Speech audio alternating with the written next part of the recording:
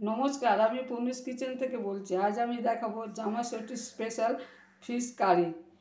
প্রথমে আমি একটা গোটা পেঁয়াজ নিয়েছি, দই নিয়েছি, শুকনো লঙ্কা দুটো নিয়েছি, রসুন নিয়েছি, দুটো কাঁচা লঙ্কা কেটে নিয়েছি, একটু কারি পাতা নিয়েছি, একটু সর্ষে নিয়েছি। সাদা তেলে করব।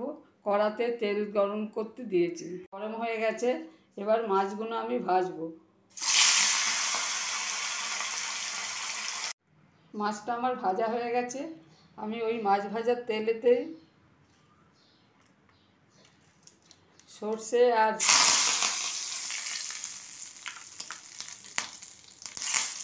কারি পাতা দিলাম, ওতে আমি রসুন কুচোগুলো দিয়ে দিলাম,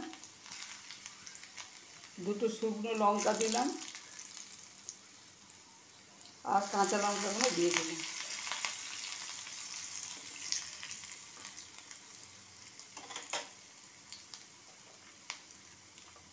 এবার যে পেঁয়াজগুলো একটু চৌকো চৌকো করে কেটেছিলাম, পেঁয়াজটাও দিয়ে দিলাম।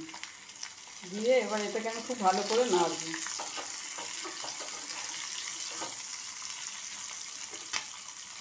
হালকা করে ভাজা হয়েছে।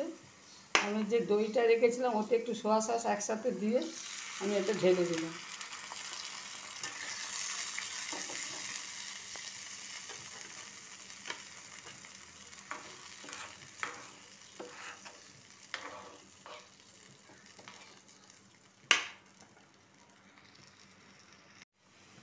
এতে আমি একটু সামান্য চিনি দিলাম। এটা ফুটছে, এবার মাছ তিনটে আমি তুলে দেবো।